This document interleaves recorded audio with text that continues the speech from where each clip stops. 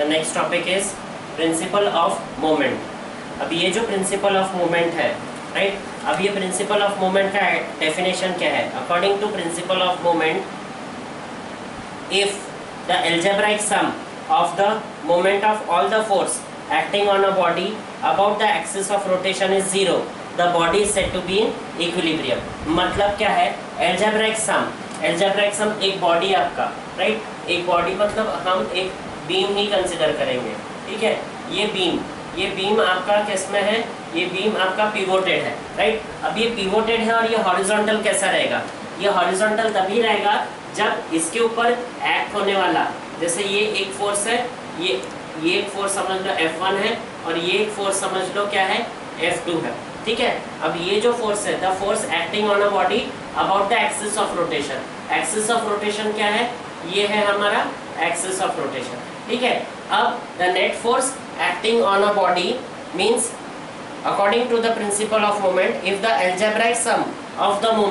algebraic sum of the moment of force acting on a body about the axis of rotation is equals to zero।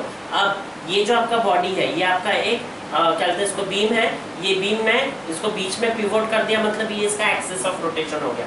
अब ये एक force है F1, मतलब ये कौन सा फोर्स है? This force is anti clockwise force, ठीक है। और दूसरा फोर्स है F2, ये फोर्स क्या है? इसके हिसाब से ये क्लॉकवाइज, राइट। अब इसका जो नेट है, right, what is your net moment of force? Equilibrium क्या चाहिए? For equilibrium the net moment of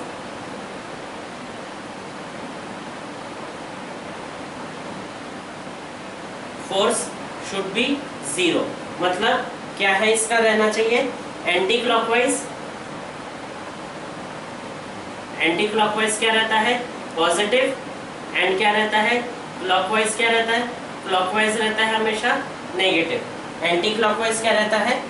positive, और दूसरा clockwise equals to negative. The net moment of force acting on a body is equals to zero means what? Mathematically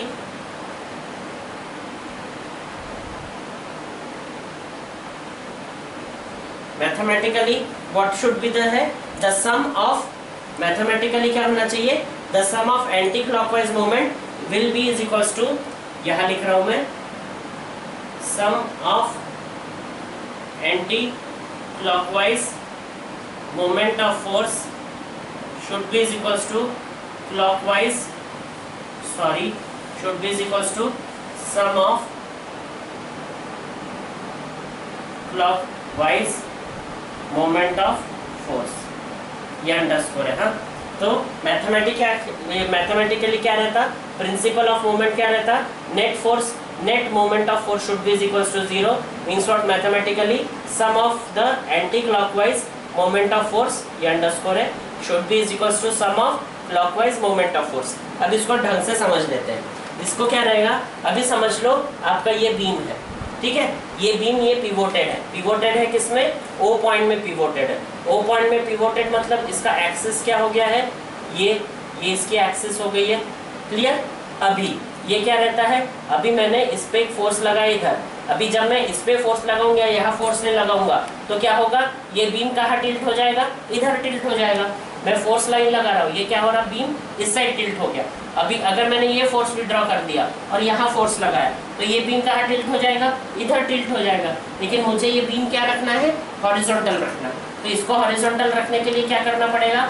अगर मैंने इधर एक force लगाया तो ये फोर्स एंटी क्लॉकवाइज लगेगा, तो मुझे यहाँ एक ऐसा फोर्स लगाना पड़ेगा जो कि क्लॉकवाइज रहेगा, लेकिन ये बीम को क्या करेगा? ये बीम को टिल्ट नहीं होने देगा, ये बीम को वो घूमने नहीं देगा, टिल्ट नहीं होने देगा या झुकने नहीं देगा, राइट। तो अभी देखिए, यहाँ एक फोर्स लगा रहा मैं F1, यहाँ से कितने डिस्टेंस में? L1 के डिस्टेंस में, और दूसरा फोर्स है F2, कितने डिस्टेंस में? L2 वाले डिस्टेंस में। तो क्या हो रहा है? Clockwise moment of force. What is moment of force? Moment of force is equals to force into perpendicular distance. What is moment of force? अगर आप लोग भूल गए हो तो what is moment of force is equals to force into force into perpendicular distance. ठीक है, तो क्लॉकवाइज मोमेंट ऑफ फोर्स ये क्या रहेगा, क्लॉकवाइज मोमेंट ऑफ फोर्स क्या रहेगा, क्लॉकवाइज मोमेंट ऑफ फोर्स ये है, क्योंकि ये क्लॉकवाइज घूम रहा, घड़ी ऐसा घूमता है ना, तो ये ऐसा घूम रहा, तो clockwise moment of force will B F2 into L2 and anti clockwise moment of force क्या रहेगा, anti clockwise moment of force ये क्या रहेगा F1 into L1। ठीक है, तो इन equilibrium beam is horizontal, in equilibrium में क्या रहता है, बीम आपका हॉरिजॉन्टल होना चाहिए, मतलब क्या होना चाहिए, net moment of force should be equals to 0, और नेट मोमेंट ऑफ फोर्स कब 0 होगा, जब sum of anti clockwise moment of force will be equals to clockwise moment of force, sum of clockwise moment of force. तो ये क्या है, in equilibrium beam is horizontal, it means that anti clockwise moment of force should be equals to clockwise moment of force, मतलब क्या है, F1 into L1 should be equals to F2 into L2। समझ में आया ये चीज? Okay, अभी इसका आगे का एक छोटा सा एक न्यूमेरिकल मैं आपको समझाना चाहूंगा। ये न्यूमेरिकल कैसा है समझ लो, आपको दिया हुआ है एक छोटा सा न्यूमेरिकल है, बहुत डिफिकल्ट न्यूमेरिकल नहीं है, एक छोटा सा न्यूमेरिकल है, आपको दिया हुआ है 1 मीटर स्केल दिया हुआ है, ये कंप्लीट 1 मीटर का है। ठीक है, ये कंप्लीट 1 मीटर का है, क्लियर। और इसमें क्या हुआ बोला है, जो आपका पिवोट है, ये पिवोट क्या है, ये 0 है, हाँ ये 0 है, और ये क्या है 100 सेंटीमीटर, 1 मीटर का मतलब ये है 0 और ये 100। ठीक है, ये पिवोट कितने में है, ये पिवोट आपका 50 सेंटीमीटर में ये पिवोट लगाया हुआ है। ठीक है, आपको कहा गया है कि एक आपने 4 kg का वेट लगाया, कितने में, इधर से 40 सेंटीमीटर, 4 kg का आपने वेट लगाया है, कहां से, इधर से 4 kg बोल रहा, sorry it is 5 kg, calculation में इजी जाता है। फिर 5 kg कितने में लगाया, यहाँ से 40 सेंटीमीटर में आपने, यहाँ से 40 सेंटीमीटर में आपने क्या लगाया है, यहाँ से 40 सेंटीमीटर में लगाया, मतलब यहाँ कितना बचा, यहाँ से यहाँ कितना बचा, 10 सेंटीमीटर बचा। ठीक है, क्या कहा गया है आपको कि ये 0 पॉइंट है। ठीक है, ये 0 पॉइंट और ये 100, आपको क्या कहा गया है, ये 0 पॉइंट से 10 सेंटीमीटर के बाद एक 5 kg वेट लगाओ, मतलब क्या हुआ इसका, आपने क्या किए, ये पिवोट से 40 सेंटीमीटर में 5 kg का वेट लगा। Got it? समझ में आया? दोनों तरीके से पूछ सकते कि from the pivot it is 40 centimetre, the weight of 5 kg is placed at 40 centimetre from the pivot, this may be one thing. और बोल सकते कि this 5 kg weight is placed from the end 10 centimetre छोड़ो और 10 centimetre के बाद 5 kg का wait लगाओ। इसका मीनिंग क्या है, पिवोट से कितने दूर है ये, 40 सेंटीमीटर। ठीक है, तो हमें क्या कहा है, वेयर शुड बी, क्वेश्चन ध्यान से सुनो, where should be your 10 kg weight, 10 kg weight अपने को प्लेस करना है, कहाँ प्लेस करना है, where should be the 10 kg weight place, so that this beam या दिस रोलर, इसको बीम भी कहते हैं रोलर भी कहते हैं, so that the roller is at equilibrium या बैलेंस। मतलब आपको कहा जा रहा है कि इसमें आपको 10 kg का वेट कहाँ लगाना पड़ेगा, ताकि आपका ये जो बीम है ये बैलेंस रहे, ये इक्विलिब्रियम में रहे। अब स्वाभाविक है 10 kg का वेट इधर तो लगाओगे नहीं आप, अगर आपने 10 kg का वेट इधर ही लगा दिया तो ये क्या होगा, ये पूरा चीज इधर, ये ऊपर हो जाएगा, ये नीचे हो जाएगा, तो स्वाभाविक आप क्या करोगे, 10 kg का वेट कहीं तो भी इधर प्लेस करोगे। ठीक है, आप क्या करोगे, 10 kg का वेट इधर पुट करोगे। अब कहाँ पुट करोगे आप, ताकि आपका कहाँ पुट करोगे, मतलब कितने डिस्टेंस में ये पुट करोगे ताकि ये पूरा इक्विलिब्रियम में रहे। कहाँ पुट करोगे, मतलब ये आपका ये चीज इक्विलिब्रियम में रहे, राइट। अभी इक्विलिब्रियम में रहने के लिए क्या चाहिए आपको, राइट, इक्विलिब्रियम में रहने के लिए आपको क्या चाहिए, the net moment of force, equilibrium में, for equilibrium the net moment of force should be what, zero. Net moment of force क्या होना चाहिए आपका, जीरो होना चाहिए। ठीक है, अब आपको क्या क्वेश्चन था, ये आपका 100 मीटर क्या कहते हैं 100 सेंटीमीटर या 1 मीटर का आपका ये है बीम है, ये 0 पॉइंट है, 0 पॉइंट से 10 सेंटीमीटर के बाद आप क्या करो, एक 5 केजी का वेट प्लेस करो।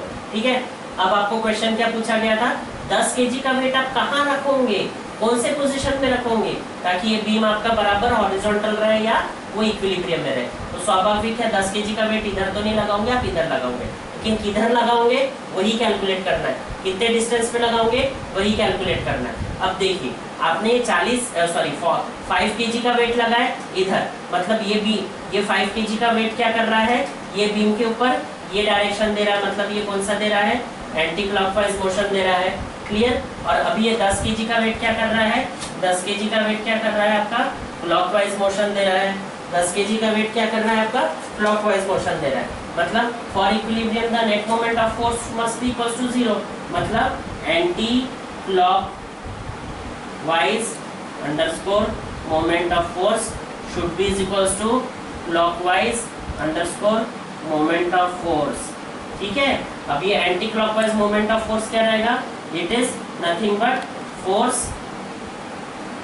Into perpendicular distance is equals to, again ये क्या रहेगा, फोर्स इनटू परपेंडिकुलर डिस्टेंस। ठीक है, अभी ये क्या है, दिस इज 5 केजी। अब एंटी क्लॉकवाइज का क्या है, ये 5 राइट, 5 इंटू 5 केजी इंटू 40। ठीक है, इज इक्वल्स टू, ये हम क्या कर लेंगे, इसको अपन मान के चल रहे हैं, दिस इज x। जो चीज नहीं पता रहता उसको हम क्या करते हैं, हमेशा x से डिनोट करते हैं। That is equals to 10 into x।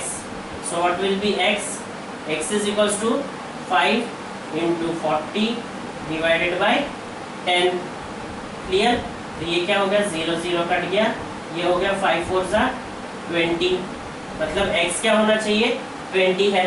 Clear. अब ये x क्या आ गया मेरा आंसर क्या आ गया, दूसरे कलर से लिखूंगा मैं, आंसर क्या आ गया मेरा, x आ गया मेरा 20। मतलब क्वेश्चन यहाँ क्या पूछा था आपको, where should be the 10 kg weight placed from the 0 position so that it is under equilibrium। ठीक है, क्वेश्चन क्या था आपका, 10 केजी का वेट कहाँ लगाएंगे, मतलब ये पोजीशन से 10 केजी का वेट इधर लगाएंगे ताकि ये इक्विलिब्रियम में रहे। ठीक है, तो 10 केजी का वेट हमने कहाँ लगाना है, from the point O the 10 kg weight should be placed at कितना है, ये हो गया, ये आपका 10, ठीक है, ये आपका 40 और ये आपका 20। ऐड करो, 10 plus 40 50, 50 plus 20 70। Should be placed at 70 centimetre from the point O so that the beam is at